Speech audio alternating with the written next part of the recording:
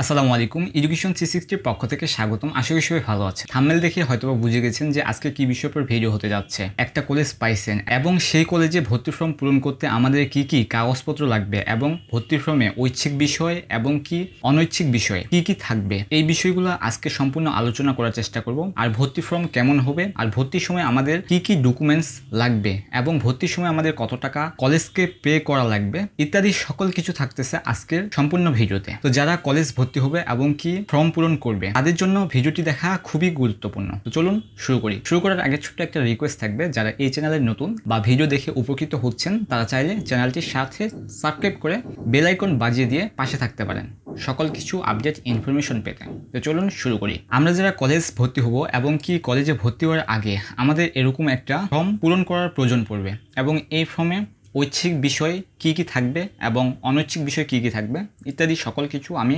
আজকের ভিডিওতে আলোচনা করার চেষ্টা করব এবং কি আপনি কি কাগজপত্র জমা দিবেন আর সেই বিষয়গুলো আজকের ভিডিওতে দেখানোর চেষ্টা করব।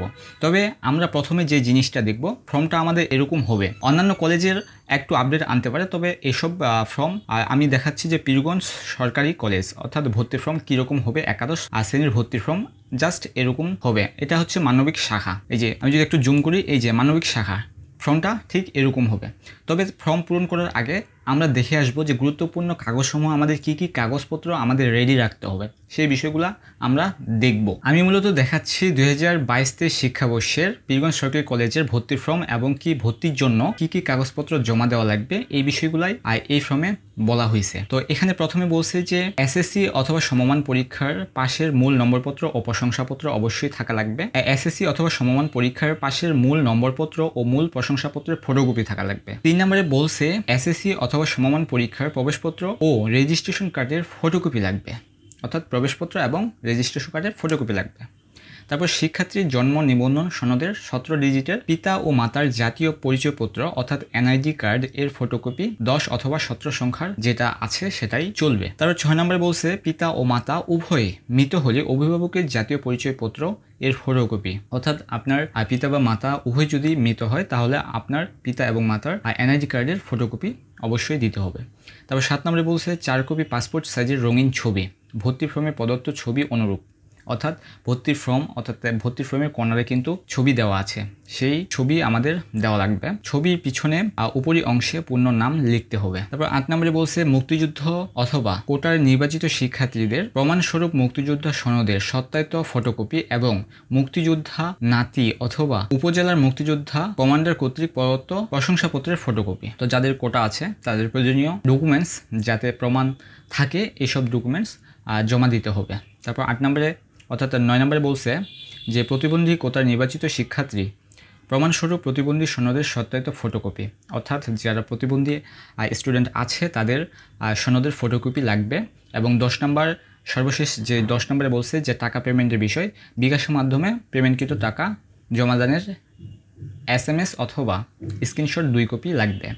এখানে একটা গুরুত্বপূর্ণ বিষয় যে যারা কলেজ ভর্তি হবে বিভিন্ন কলেজের টাকা পেমেন্ট করার সিস্টেম কিন্তু আলাদা। ঠিক ডাচ বাংলা থেকে যারা টাকা পেমেন্ট করবেন তাদের পেমেন্ট ইতিহাস অর্থাৎ কলেজের ওয়েবসাইটে যায় পেমেন্ট কিভাবে করতে হয় সে বিষয়টাও দেখে আসবেন, সেভাবে আপনি টাকা পেমেন্ট করবেন। আমি যেহেতু পীরগঞ্জ সরকারি কলেজে দেখাচ্ছি তাহলে পীরগঞ্জ সরকারি কলেজের বিকাশে পেমেন্টের মাধ্যমে টাকা পেমেন্ট করতে বলা হয়েছে। তো পীরগঞ্জ সরকারি কলেজের এবারও আপডেট আনবে না, কারণ এবারও বিকাশের মাধ্যমে টাকা পেমেন্ট করতে বলবে। তো এটা ছিল মূলত 2022-23 শিক্ষাবর্ষের কি কাগজপত্র লাগবে। এখন আমরা মূলত দেখব যে ভর্তির ফর্মে আমাদের ঐচ্ছিক বিষয় কি থাকবে, অনৈচ্ছিক বিষয় কি থাকবে এবং কি পূরণ করা লাগবে, ওই বিষয়গুলো আমরা দেখে আসব। একাদশ ভর্তির কলেজ ফর্ম মূলত এরকম দেখতে হবে। তো এটা মূলত আমি পীরগঞ্জ সরকারি কলেজ ঠাকুরগাঁও এর ভর্তি ফর্ম দেখাচ্ছি 2022-23 শিক্ষাবর্ষের। এই ফর্ম মূলত দেখতে এরকম হবে। এখানে ডান সাইডে 1 কপি ছবি যুক্ত করতে হবে এবং কি এটা দেখাচ্ছি মানবিক, এখানে রোল নাম্বার এবং ভর্তির তারিখ থাকবে যেদিন আপনি ভর্তি হতে যাবেন। আর এটা ভর্তি হচ্ছে নির্দিষ্ট একটা ডেট দিবে কলেজ, আপনি যে কলেজ পেয়েছেন এবং কি নিশ্চয়ন করেছেন সেই কলেজে একটা নির্দিষ্ট ডেট দিবে। সেই ডেটের ভিতর সেই কলেজের ভর্তির ফর্ম সংগ্রহ করে এবং কি প্রয়োজনীয় কাগজপত্র নিয়ে আমাদের ভর্তি হইতে হবে। তো প্রথমে আমাদের যেটা বলছে যে নাম, অর্থাৎ বাংলায় আপনার নাম লিখবেন, তারপর এখানে মোবাইল নাম্বার এবং ইংরেজি ব্লক লেটার, অর্থাৎ এই নাম আপনার নাম ইংরেজি ব্লক লেটার অর্থাৎ বড় হাতের লিখবেন। দ্বিতীয় নম্বরে বলছে পিতার নাম বাংলায় এখানে লিখবেন এবং পিতার এনআইডি কার্ড এখানে দিবেন। তারপর ইংরেজিতে ব্লক লেটার এখানে দিবেন। তারপর 3 নম্বরে বলছে যে মাতার নাম বাংলা, অর্থাৎ বাংলায় লিখবেন এবং মাতার এনআইডি কার্ড এখানে বসাবেন। আর নিচে আছে ইংরেজি ব্লক লেটার। তারপর 4 নম্বরে অভিভাবকের নাম পিতা ও মাতা উভয় মৃত হলে, অর্থাৎ 4 নম্বরটা হচ্ছে গুরুত্বপূর্ণ কথা হচ্ছে কি যাদের অভিভাবক মৃত তাদের ক্ষেত্রে এখানে বসাবেন এবং সম্পর্ক কি হয় এখানে দিবেন। এবং তারপর 5 নম্বরে বলছে স্থায়ী ঠিকানা, আপনি কোথায় বাস করেন, গ্রাম, আপনার গ্রাম দিবেন, ডাকঘর দিবেন, উপজেলা দিবেন, জেলা দিবেন এবং কি মোবাইল নাম্বার দিবেন। 6 নম্বরে বলছে যে বর্তমান ঠিকানা গ্রাম মহল্লা। স্থায়ী ঠিকানা তো দিলেন, এখন বর্তমানে আপনি মনে করেন যে শহরে আছেন, সেই শহরের ঠিকানা এখানে দিবেন, ডাকঘর দিবেন এবং উপজেলা দিবেন, জেলা দিবেন এবং মোবাইল নাম্বার দিবেন। তারপর 7 নম্বরে বলছে যে অভিভাবকের বার্ষিক আয়, আপনার পিতার 1 বছরে কত আয় হয় হিসাব করে এখানে বসাবেন এবং পেশা কি সেটা বসাবেন। জমির পরিমাণ সিলেক্ট করবেন, কৃষি, অকৃষি এবং মোট। তারপরে জাতীয়তা, আপনার জাতীয়তা কি, অবশ্যই বাংলাদেশি, এবং ধর্ম কি, ইসলাম হইলে ইসলাম এবং কি হিন্দু ধর্মের যদি হয়ে থাকেন হিন্দু ধর্ম দিবেন এবং অন্যান্য ধর্মের যদি হয়ে থাকেন অন্যান্য ধর্ম দিবেন। এবং এখানে রক্তের ব্লাড গ্রুপ যদি জানা থেকে থাকে তাহলে অবশ্যই এখানে ব্লাড গ্রুপ দিয়ে দিবেন। এবং সর্বশেষ 9 এবং 10 নাম্বার খুবই গুরুত্বপূর্ণ, যে জন্ম তারিখ, আপনার অবশ্যই জন্ম সনদ অনুযায়ী এই জন্ম তারিখ বসাবেন এবং কি আপনার জন্ম সনদ নং 17 ডিজিটের এই ফাঁকা করে বসিয়ে দিতে হবে। তারপরে 10 নম্বর সবথেকে গুরুত্বপূর্ণ কথা, যারা সায়েন্সে পড়বেন তাদের জন্য গুরুত্বপূর্ণ, যারা আর্টসে পড়বেন তাদের জন্য গুরুত্বপূর্ণ এবং যারা কমার্সে পড়বেন তাদের জন্য কিন্তু এই 10 নম্বর পয়েন্টটা খুবই গুরুত্বপূর্ণ। অধ্যয়নের বিষয়সমূহ আবশ্যিক বিষয়, অর্থাৎ অবশ্যই এই 3টা বিষয় অবশ্যই থাকবে।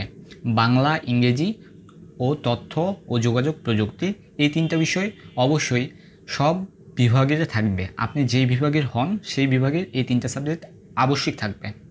আপনি যদি মানবিক বিভাগের হয়ে থাকেন এই 3টা বিষয় অবশ্যই থাকবে।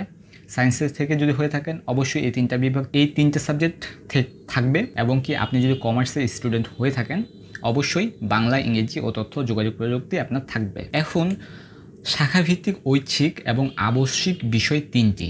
শাখাভিত্তিক অর্থাৎ আপনি মানবিক, সায়েন্সের এবং কি কমার্সের স্টুডেন্ট যদি হয়ে থাকেন তাহলে আবশ্যিক বিষয় 3টি। এখন এই আবশ্যিক বিষয়গুলো কি কি, আমি যেহেতু মানবিক শাখার দেখাচ্ছি তাহলে এখানে বলছে যে চতুর্থ বিষয়, এখানে একটা সুন্দর করে পয়েন্ট করে বলছে যে অর্থনীতি, পৌরনীতি ও সুশাসন, ইসলামের ইতিহাস, মুক্তিযোদ্ধা বিষয়ের মধ্যে অর্থনীতি, পৌরনীতি ও সুশাসন, ইসলামের ইতিহাস, যুক্তিবিদ্যা বিষয়ের মধ্যে যে কোনো 3টি বিষয় ঐচ্ছিক আবশ্যিক হিসাবে এবং অবশিষ্ট বিষয় অথবা কৃষি শিক্ষা চতুর্থ বিষয় হিসেবে গ্রহণ করা যাবে। এখন এখানে বলছে শাখাভিত্তিক ঐচ্ছিক বিষয়সমূহ, তো অর্থনীতি, পৌরনীতি ও সুশাসন, ইসলামী ইতিহাস, যুক্তিবিদ্যা, এগুলোর মধ্যে আমরা এখানে 3টা সিলেক্ট করব। 4, 5, 6 এখানে 3টা সিলেক্ট করব, ঠিক আছে, যে কোনো 3টা সাবজেক্ট আমরা এখানে সিলেক্ট করব। এখন আমাদের বাকি থাকে চতুর্থ বিষয়। এখানে সিলেক্ট করার পর যেই সাবজেক্টটা আপনার থাকবে অর্থাৎ অর্থনীতি, পৌরনীতি ও সুশাসন, ইসলামী ইতিহাস, যুক্তিবিদ্যা বিষয়ে যে কোনো 3টি দেওয়ার পর যেই সাবজেক্টটা থাকবে সেই সাবজেক্টকে আপনি চতুর্থ বিষয়ে রাখতে পারেন, অথবা এখানে বলছে কৃষি শিক্ষা চতুর্থ বিষয় হিসেবে আপনি রাখতে পারেন মানবিকের ক্ষেত্রে। তো এই হচ্ছে গুরুত্বপূর্ণ বিষয়, যারা মানবিক শাখায় ভর্তি হবেন তাদের জন্য এটি খুবই গুরুত্বপূর্ণ সাবজেক্ট চয়েসের ক্ষেত্রে। তারপরে 11 নম্বরে বলছে এসএসসি অথবা সমান পরীক্ষার বিবরণ দিতে হবে, পরীক্ষার নাম, পাশের বছর, বিদ্যালয়ের নাম, শাখা, বোর্ড, রোল, রেজিস্ট্রেশন, জিপিএ। তারপর 13 নম্বরে বলছে আমি অঙ্গীকার করছি যে উপরে বর্ণিত তথ্যসমূহ সত্য ও সঠিক। আমি কলেজে বিধান অনুযায়ী মেনে চলতে বাধ্য থাকব। কলেজে শতকরা 75% ক্লাসে উপস্থিত থাকতে বাধ্য থাকব। কলেজের শান্তি শৃঙ্খলা ও নিয়ম পরিপন্থী কাজে জড়িত থাকলে অথবা ভুল তথ্য প্রমাণ বা প্রদান করিলে কর্তৃপক্ষ প্রদত্ত যে কোনো শাস্তি গ্রহণযোগ্য থাকব। তো সবশেষে বিষয় হচ্ছে কি যে কলেজের নিয়মকানুন, একটা নির্দিষ্ট নিয়মকানুন আছে, সেই কলেজের নিয়মকানুন অবশ্যই আমরা মানতে বাধ্য থাকব। আর কলেজে আমরা 75% উপস্থিত থাকার চেষ্টা করব। আর সবশেষে অভিভাবকের পূর্ণ স্বাক্ষর, এখানে আপনার অভিভাবকের পূর্ণ স্বাক্ষর দিবেন এবং ছাত্রছাত্রীর পূর্ণ ও স্বাক্ষর এখানে দিবেন এবং কি আপনি যে ডেটে ভর্তি হতে যাবেন সেই ডেট এখানে উপস্থাপন করবেন। তো আশা করি এই বিষয়টা বা এই ভর্তি ফর্ম বিষয়ে কোনো প্রশ্ন থাকলে অবশ্যই কমেন্টে জানাবেন। আর ভর্তি ফর্ম আমাদের একাদশ ভর্তি ফর্ম অর্থাৎ একাদশ শ্রেণীতে ভর্তির জন্য আমাদের ফর্ম এরকম হয়ে থাকে, বিভিন্ন কলেজের বিভিন্ন ধরনের হয়ে থাকে। আর কেউ অনলাইনেও এই ভর্তি ফর্ম পূরণ করে থাকে, যদি অনলাইনে ভর্তি ফর্ম অনেক কলেজ করে থাকে। তো যাক, এই ছিল মূলত একাদশ শ্রেণীর ভর্তির কী কী ডকুমেন্টস লাগবে ভর্তি হইতে, এবং কি ভর্তির ফর্মটা কেমন হবে, ঐচ্ছিক বিষয় কেমন হবে বা ঐচ্ছিক বিষয় কী কী থাকবে, এই বিষয়গুলো আমি আলোচনা করার চেষ্টা করলাম। তো আশা করি বোঝা গেছে। যারা ভর্তি হবেন তারা অবশ্যই ভিডিওটি একটু হলেও দেখলে আপনাদের উপকারে আসতে পারে। তো ধন্যবাদ, দেখা হচ্ছে নতুন কোনো আপডেট ভিডিও নিয়ে। আর হ্যাঁ, আমার এই ছোট চ্যানেলের সাথে যারা আছেন, আমরা একটা প্রিয় পরিবারের মতো, আর এই প্রিয় পরিবারের আপনিও একটা অংশ হতে পারেন যদি আপনার ভিডিও উপকারে এসে থাকে। আর আমি যদি কতটা বুঝাইতে পারি আর ভিডিওর মাধ্যমে যদি কোনো ধরনের ভুল তথ্য প্রমাণ করে থাকি বা ভুল তথ্য দিয়ে থাকি, তাহলে অবশ্যই কমেন্টে জানাবেন, আমি সেই ভুল সংশোধন করার চেষ্টা করব। ধন্যবাদ, দেখা হচ্ছে নতুন কোনো আপডেট ভিডিও নিয়ে।